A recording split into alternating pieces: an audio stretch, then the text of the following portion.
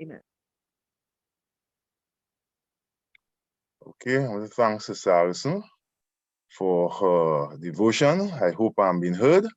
Oh, Pastor. Yeah, I'm Yes, hearing you, praise the God. Pastor. Praise the God. I want to say, well, right now Amen. I am out of the country.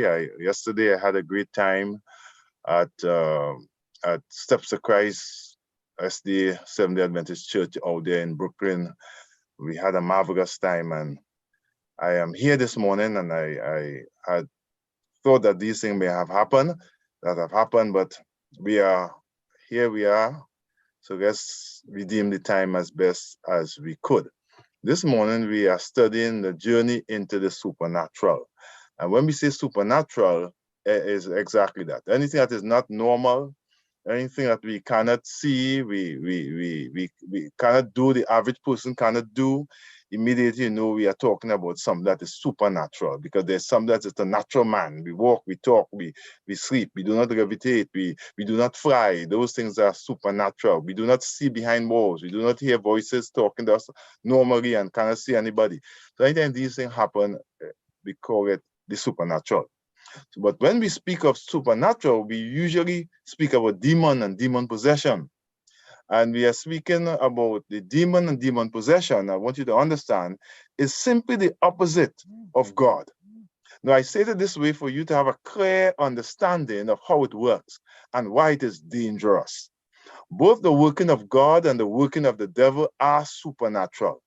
And since you have a good understanding of how the power of God works to influence the life and behavior of a person, examine the details and you will have an appreciation of what happens in the demonic sphere. So I'm saying just how those who know God and those who serve God have an understanding about how the power of God is demonstrated in the lives of man. I want to say when we are speaking about the supernatural as evil, as demons, we are speaking about it, about the things happening the same way, but it is happening for devilish purposes. Someone impacted by the presence of Jesus will demonstrate certain behavioral patterns. I want you to listen to me this morning. Either one of or all of these. One, they become passive believers with actions and desire to be more like Jesus. Two, they seek more and more things of God and develop a likeness and their desire for godly spiritual things. And that's how you know when you are being impacted by God or when someone is being impacted by God. There's a desire for God, there's a desire for a likeness and a desire for godly and spiritual things. Sorry. Some actively express their faith and try to encourage others to join through active means and others through subtle ways. The Spirit of God offers guidance and prompts certain behaviors. And this is how you know that you are being impacted by a supernatural being that we call God. Because the nature of God is persuasion and not coercion, we demonstrate that persuasive nature in getting people to join the faith. And that's how you can separate a movement that is driven by God from a movement that is driven by the devil. People who want to force you to accept their belief, who want to kill you if you don't accept their belief. You know it cannot be of God. Though many, how much time they say angels talk to who and angels deliver what to who. Once violence is behind the whole activity of this religion in trying to force you to accept. And if you speak against that religion or against that God that they serve, they will want to kill you. You know, this is not of God. It's not of God. I'm saying if a guy decides he will burn Bibles, I will not try to kill him. I will do a business. I'll go and buy as many Bibles as I could and sell them it for a higher price and let him continue to burn. And the average Christian who know God will not go and try to kill him for burning these Bibles. If a guy decides he will curse Jesus and say Jesus is whatever he wants to call Jesus, it will not prompt a Christian believer, a man who is dedicated to God, to go and do anything and tell him what he should be. He should die because of blasphemy. When folks operate in that manner, you know you are not dealing with anything that's run by God, but you are dealing with a devilish system. It may appear as is of God, but once these are the tenets and these are the way that they deal with these issues, you know you are dealing with a most devilish system. God is love, and because of this, he builds up. Love gives and adds. Hence, the spiritual response is to build and strengthen the adherence. The Christian tries to imitate his Savior. I want to say to you, while these may go down as normal and natural Christian traits, these same behaviors, and in some cases the opposite of them, are an expression of the devil's impact on the individual. We need to understand that the devil is not somewhere in hell, but among us on the earth. Isaiah 14:12-15 said, "How are you fallen from heaven, O day star, son of dawn? How you are cut down to the ground, you who lay the nations low. You said in your heart, I will ascend to heaven above the stars of God. I will set my throne on high. I will sit on the mount of assembly in the far reaches of the north. I will ascend above the heights of the cloud. I will make myself like the Most High. But you are brought down to Sheol, to the far reaches of the pit." The Bible is saying that the devil is here with us on the earth. And if the devil is here with us on the earth, well, then it is our first reality of what demon possession is all about. Revelation 12:9 said, "And the great dragon was thrown down, that ancient serpent who is called the devil and Satan, the deceiver of the whole world. He was thrown down to the earth, and his angels were thrown down with him." So the Bible is saying that the devil has been thrown down to the earth. So the devil is with us, and if he is with us, then the issue of demon possession is a real thing. It's a real thing, because he was not thrown down here to go to football, and he's not thrown down here and he will come and he will rhyme and he will go to the nice beaches that we have, No, he is doing the same thing that he did to cause angels to join him. He's doing the same thing that he did then up in the heavens with us here on the earth. And all that we have experienced is due to a lie that was told. The first lie in Genesis 3:4. The first lie, Satan said to the woman, "You will not surely die." Every religious belief system on earth perpetuates this lie. When people say to you that when you die, you either go to heaven or to hell, they are saying that you shall not surely die, and they are repeating that lie of the devil. And I'm saying the devil's influence might be not fully possession yet, but his influence is on them. Every time you go to a funeral service and you hear the preacher say, "Well, Auntie Joan is up in heaven now," he is repeating a lie that you shall not surely die. If he's a wicked guy and he says, "Well, he is burning in hell," he's repeating a lie. When people say to you that there will be a series of birth and rebirth, karma samsara, where the atma, the soul, becomes the Brahma, the Godhead, they are mimicking the devil's lie also. They are saying that you shall not surely die. Your view of death determines your response to demons and demon possession. I want to repeat that. Your view of death, how you see death. If you see death as a man dies and he goes to the grave and he's waiting a resurrection, as the Bible teaches, then the issue of demons and demon possession will not so encompass you as if you believe when a man dies, he's not dead. He's either living somewhere in heaven, he's either walking about in the earth, or he's down in hell. When you have those ideas, demon possession will certainly interfere with you. Your view of death is important to your view, to the whole way demons will impact you. I threw this out, but I won't go into it unless I have time, because we cut our time. So I wouldn't go into it, but I can speak about growing up on the Muruga Road, I can speak about being born in Indian Walk and all those demon stories and all those stories of devils and all those stories of phobia and all these things.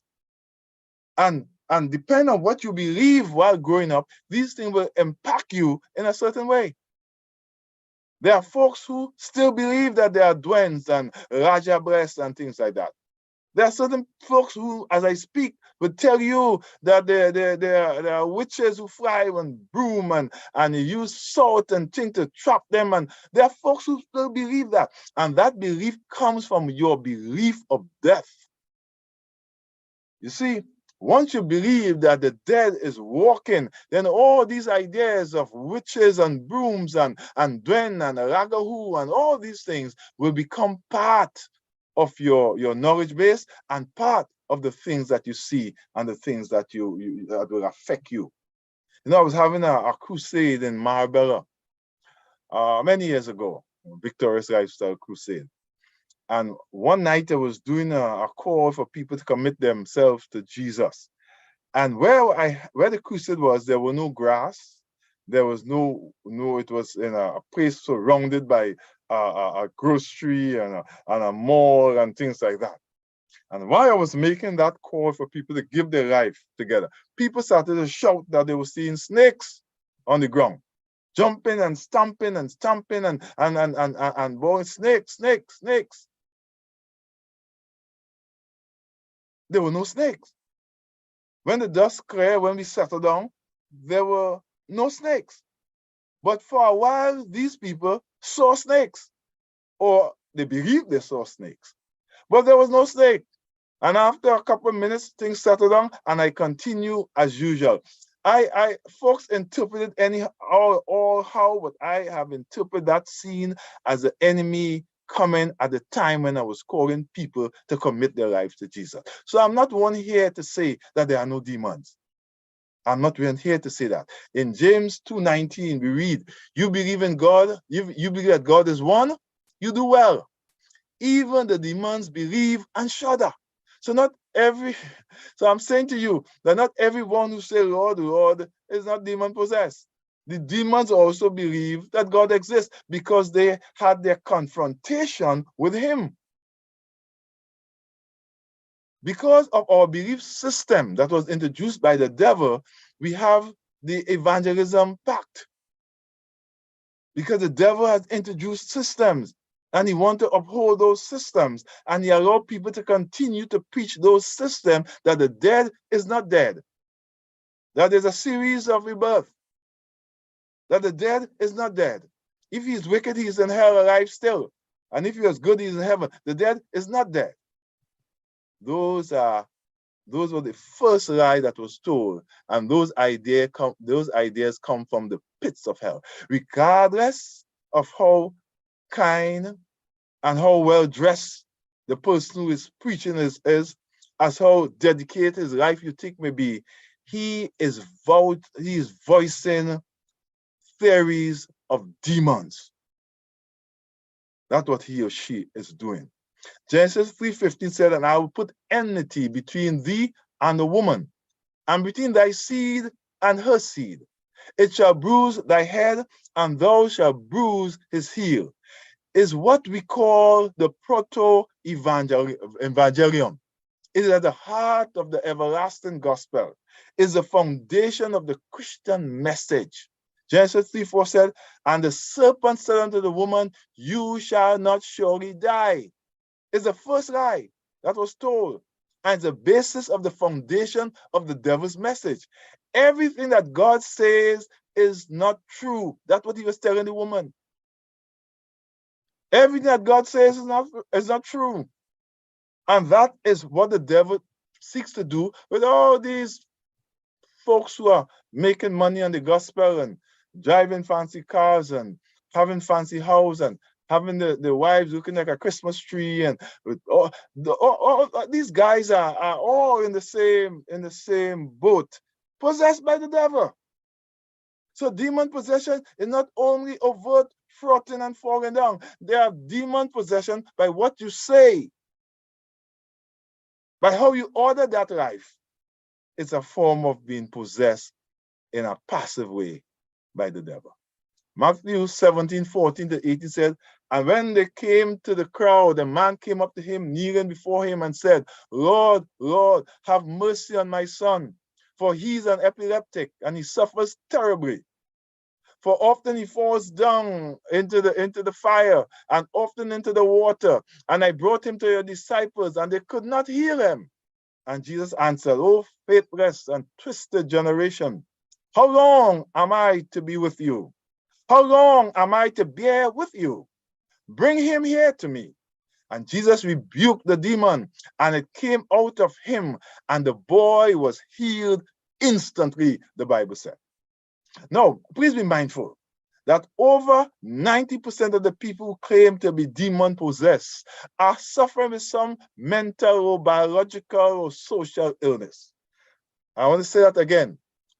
Over 90% of the people who claim to be demon-possessed are really suffering some sort of illness.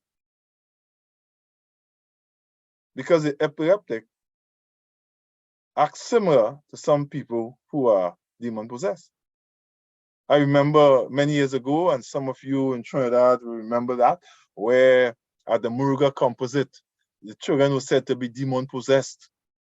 The story began to mushroom into a whole folklore that they were walking on the walls and walking on the ceiling. None of those things were true. But they were acting erratic. They were laughing and they're carrying on. And some ministers on that Muruga Road, men who believe that the dead will not die. So one, they believe that the dead will not die and think, you know, they cannot cast out any demons. They could call a more passive demon to replace the one that is active, but they cannot. But they decided that they will go down into the Muruga Composite School and they will cast out the demon. They form themselves in something called the pastors of the Muruga district, something like that. And I remember deceased Clifton Dikoto. He was the Minister of Education. And he called me the night and he said, Pastor, Henna, some fellas coming to pray in the Muruga tomorrow. He said, I want you to come with me, man, because I don't have no faith in these fellas. The Spirit of God told him that these fellas were going to waste time. So I said to him, no, I cannot go. I cannot go. I said, if I go, it will be confrontation. I said, I don't want that. We already have a very delicate situation. I said, what I would do, though? You let them go. Let them make the noise and the ramaji and thing. It wouldn't change those children at all. I said, because you need to find out what is causing these children to behave like this. I say you can't apply a medicine without finding out what is the sickness. So he says, so what do you mean? I say, well, after these fellas make all the noise tomorrow, I say, you take all those children who are behaving like that, with about 9 of them. I say, then go ask them to write what they did from 5 that morning until they come to school. I say, get all of them, do that same thing. I say, and then look for trends. And I'm just applying here some basic tenets of sociology here. I say, then look for trends. Let them write what happened. And when, to cut a long story short, when the exercise was completed, what they recognized that these children face some of the same situation, coming to school without breakfast, having low sugar levels, living with a single parent, some of the father alone, some of the mother alone. They're not supervised. They all had a similar trend. So laughing is contagious. And if your sugar level is low, then you are susceptible to all sorts of things after that. So the children were laughing and acting in various ways because the children had a basic social problem that needed to be corrected. No demon possession. No, demon possession is not always overt and vulgar. I want to tell you that. The same as not all Christians are exuberant with their praise, the same way not all demon possession is vulgar. I remember when I was living in Arima, Santa Rosa Heights, a friend of mine, father, was living in Santa Rosa Heights also, and he got up 5 o'clock in the morning and took a taxi to get into Arima. And while he sat in the back of the taxi, a guy came into the taxi. A guy he never knew, he did not know, never saw before, I think so. But that guy, as he journeyed into Arima, took a knife and stabbed him about 16 times, and then dropped the knife and walk away, calm. either he was hallucinating, either it was some sort of mental illness, or it was demon possession. But I want to say to you, whatever it was, if it was demon possession, it did not happen at the point of the knife. While he was sitting quietly there, he was in that same state. The point I'm making to you is that not all acts of demon possession is overt. There are some folks are very quiet and they smile and they talk, but demon possessed. Demon possessed. Acts chapter 16 and verse 16 to 18 said, as we were going to the place of prayer, we were met by a slave girl who had a spirit of divination, Paul is speaking, and brought her owners much gain by fortune telling. She followed Paul and us, crying out, these men are servants of the Most High God. No. Luke, in writing the book of Acts, he said she had a spirit of divination. Do not miss that. But hear what she was crying out, saying, these men are servants of the Most High God, who proclaim to you the way of salvation. And this she kept doing for many days, Paul having become greatly annoyed. Well, why Paul will be annoyed and this woman is saying these are men of God? He should be welcome in that.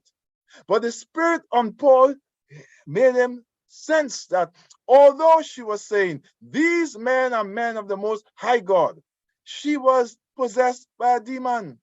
As all over the world this Sunday morning, there'll be folks who will be saying, Paul is a great man of God, and Jesus.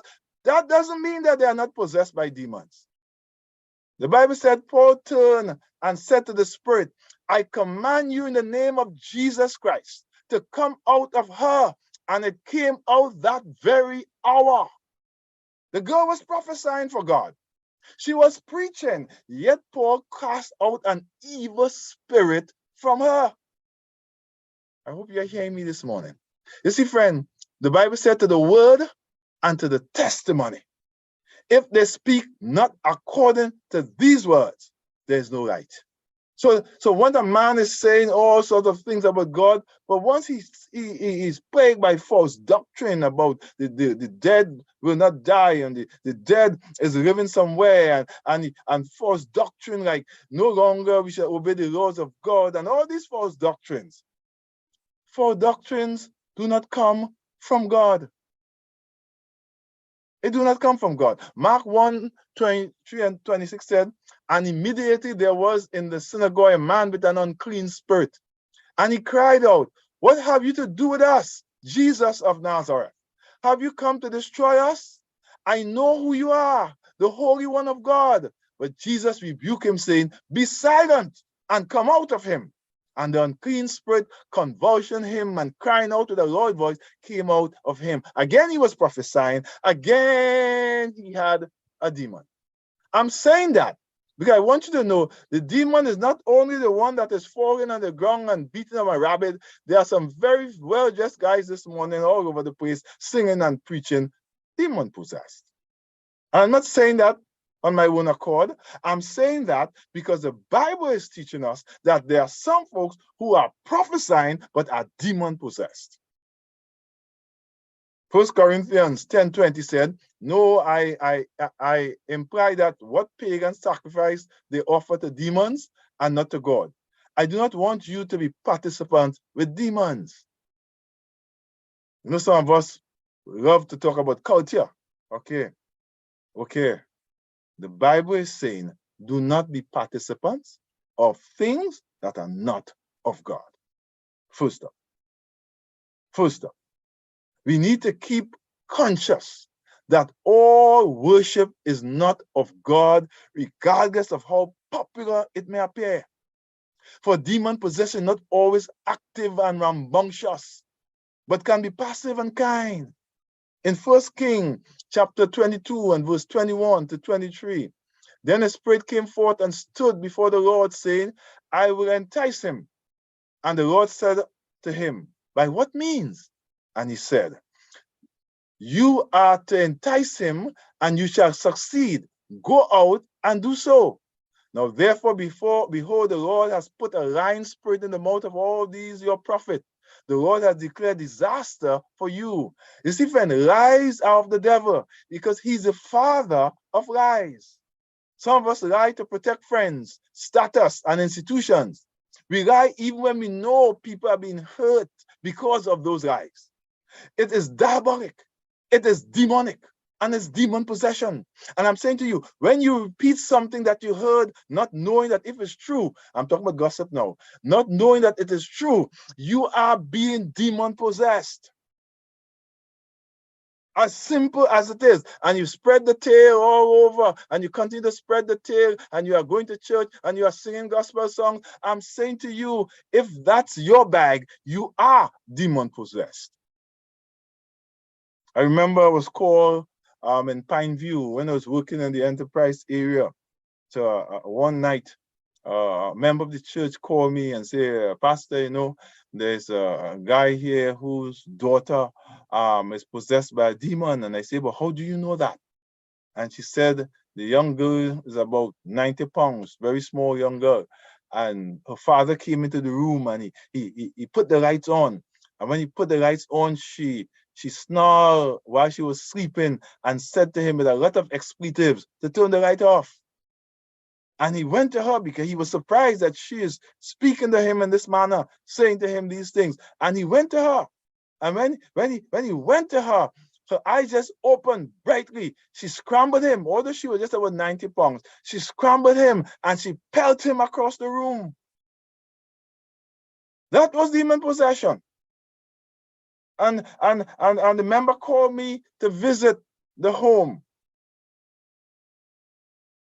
where the young girl was. Full of demons she had. She wasn't sick. There's no sickness that make you strong and pelting all over the place. There's no sickness that make you talk in your sleep. I'm saying that to you, that the evidence of demon possession was there. There's nothing I could have matched it with to say, well, she could be suffering from beriberi or something like that. No. It was demon possession. In Matthew chapter 12, verse 43 to 45, when the unclean spirit has come out of a person, it passes through waterless places, seeking rest, but finds none. Then it says, I return to the house from which I came. And when it comes, it finds the house empty, swept, and put in order. Then it goes and brings with it 7 other spirits, more evil than itself. And they enter and dwell there. And the last state of that person is worse than the first state. So also with this evil generation. And this is for those who play around. You know, you accept Jesus, or you believe in Jesus, or you came from a home where Jesus was taught, and you branch into outside. So demons come on you, demons will remove. That's why you became involved with God, and you backslide, or you decide to take things of God lightly. The Bible is saying that the devil finds a resting place in individual. It possesses the person hence, and the demon possession begins. It comes back to you in a more powerful way than it had before. James 4:7 said, submit yourself therefore to God. Resist the devil and he will flee from you. What is James saying? What he's saying here is that everyone can do. James doesn't say we need some special, after this program, folks who are possessed by demons will want to call me. I'm saying, friend, the casting out of demons is not a gift of the Spirit. It's the food that every Christian can eat. It is what God does. When you become a Christian, that's what happens. You have that authority over demons, over the devil. You are not supposed to call people. You, when you walk in that Christian way, can tell the Spirit, go. Yes, sir? We must understand the gifts of the Spirit. The gifts of the Spirit that God gave the church for the perfection of the ministry did not include exorcism. In 1 Corinthians 12:7-13, we read, but the manifestation of the Spirit is given to every man to profit withal. For as the one by the Spirit of the word of wisdom To another, the word of knowledge by the same Spirit. To another, faith by the same Spirit. To another, the gifts of healing by the same Spirit. To another, the workings of miracles. To another, prophecy. To another, discerning of spirits. To another, diverse kind of tongues. To another, the interpretation of tongues. But all these work at one and the same Spirit, dividing to every man several as he will. For as the body is one and have many members, and all members of that one body, being many, are one body, so also is Christ. For by one Spirit we are all baptized into one body, whether we be Jews or Gentiles, whether we be bound or free, and have been all made to drink of one Spirit. You may recognize, as I was saying, there's nothing about exorcism or casting out of demons. All the Bible said, resist the devil and he will flee. And how do you resist the devil, friend? By immerging your thoughts and mind into things of God. Matthew 10:1 said, and he called to him his 12 disciples and gave them authority over unclean spirits to cast them out and to heal every disease and every affliction. That is what happened when Jesus lives in you. He gives you the power so to do. This is not the church gifts now for the perfecting of the ministry. This is what God has given to you as a Christian to have power over unclean spirits. This power was given to 12. Judas also was given this power. Peter was given this power. Not long after Judas betrayed him and Peter denied him, although he had this power. Yet in their imperfection, they had the power to cast out demons. Christians are given authority over demons just by being Christians. When Christ dwells in you, the demons cannot be in your presence, and from your presence he will flee. That's why Paul said, pray ceaselessly. Because once you continue living in that mind of prayer, the demons cannot possess. Luke 8:2 said, and also some women who had been healed of evil spirits and infirmities. Mary called Magdalene, from whom 7 demons had gone out. Ellen White said the 7 demons were 7 times. She was cast, had a demon, the demon was cast out by Jesus, and she went out and she went back into her ways, and the demons returned. And again he cast it out 1 time, 2 times, 3 times, 4 times, 5 times, 6 times, 7 times. What I'm saying to you, friend, that our God is a God of mercy. Firstly, he's a God of love, but he's a God of mercy. And because of this mercy, he will not look down on you and say that you're hardened. You again, no, continue going to him. Whatever spirit possess, he will heal you. In Mark 9:29, he said, this kind cannot be driven out by anything but prayer. I remember when I was working again in enterprise, and when I worked in that area of enterprise, Cunupia, Chin, I've had more encounters with devils than I've had in all my life and all my ministry. When I work in that Chaguanas area. I know this young girl from Warrenville. She was breathing. She had cancer and she was bleeding at the breast. She was weak, and the mother had tried a lot of doctors, and then the mother, elder of my church, took me there to see this young girl. They didn't know God, but she was bleeding at the breast. And I prayed a prayer of conviction. I prayed and asked God to heal her, asked God to restore her. And I left that area thinking that would happen. But a couple of weeks after, she died. And I was surprised that a prayer of such conviction, God will not respond to. A couple of months after, the mother called me again. And the mother said to me, I want you to come. And when I got there, she had a daughter who could not sit up or stand up. She was only falling down all the time. And the doctor said she went to many doctors and she went to the pundit and she went to the imam and many pastors and she did not, no relief.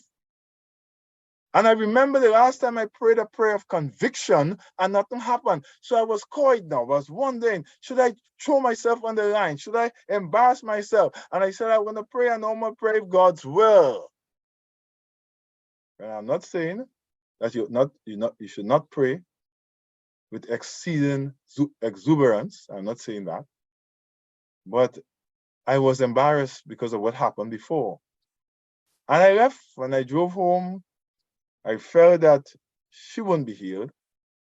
And when I got home, the lady had called for me. And she said that I need to come back immediately. And with great trepidation, I went back. And when I got back, I saw the young lady sitting up as normal. In fact, she greeted me at the door. And the mother said to me, as soon as you drove your car out, she got up. And then I was curious now, and I said to her, but after your daughter died, you said to me, I came and I prayed and the daughter still died. Why did you call me back? And she said to me, she said, while you were speaking the last time, you said something that the devil said. She said, you said the devil is trying, she had 4 daughters, to kill all your daughters. Now I couldn't remember saying that. She said, you said that.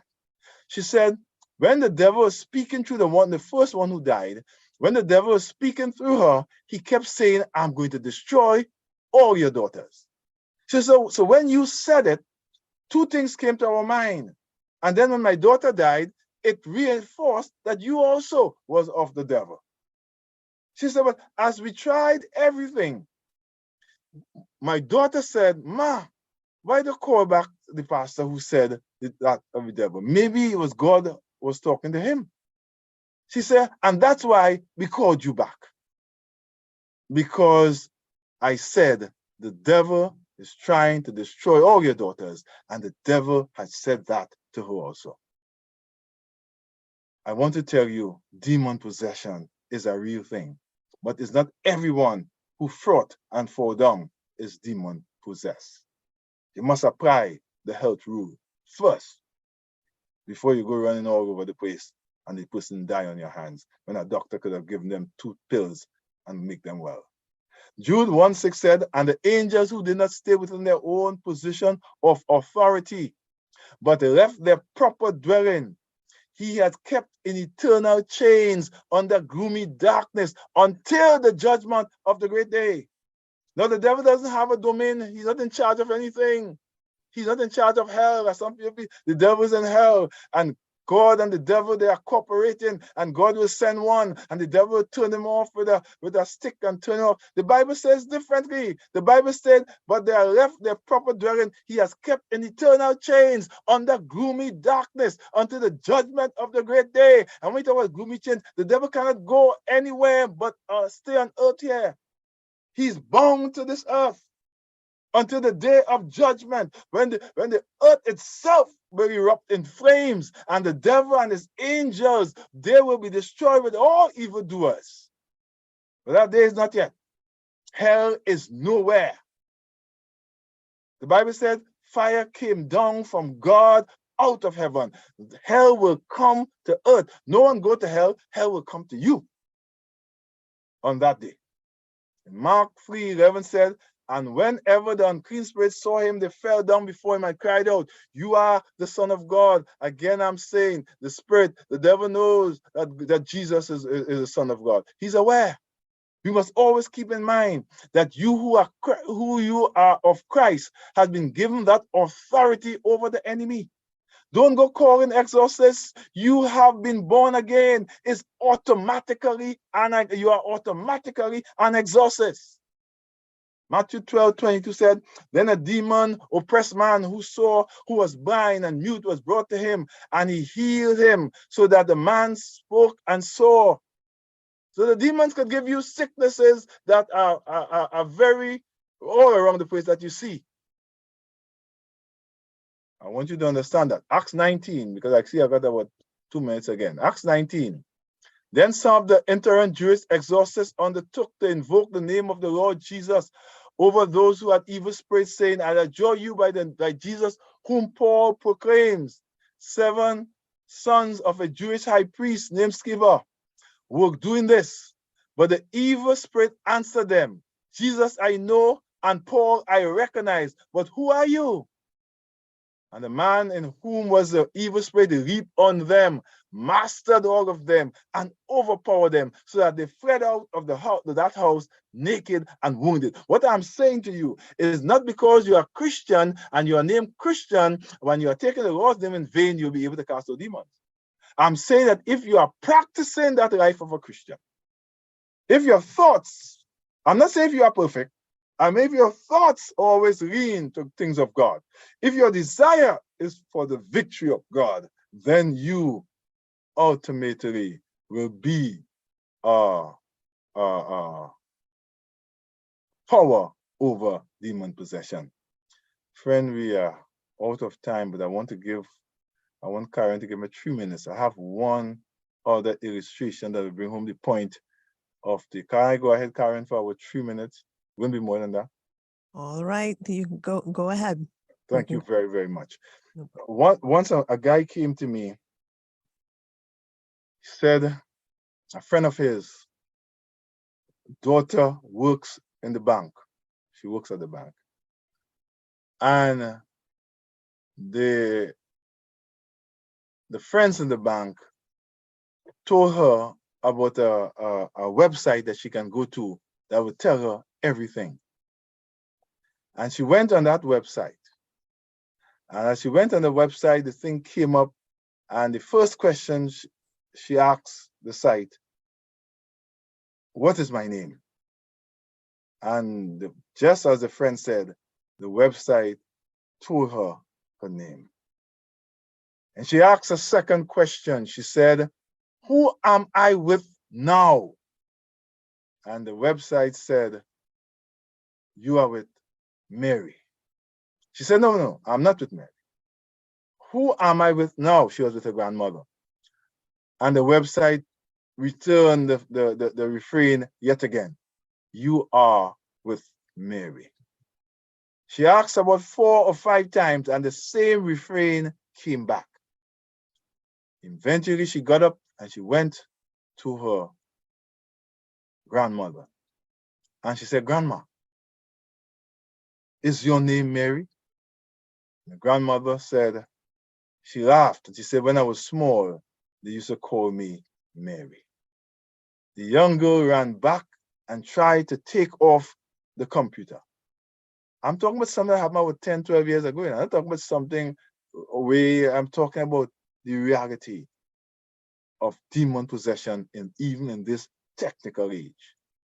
And she went back to her and she said, she tried to turn off the computer, but she couldn't do it. She had to pull out the power for the computer to power down. And she ran to her bed and she lay down scared. And while she lay there, she kept hearing, you are with Mary. She kept hearing this audible voice in her head saying, you are with Mary. So she couldn't sleep.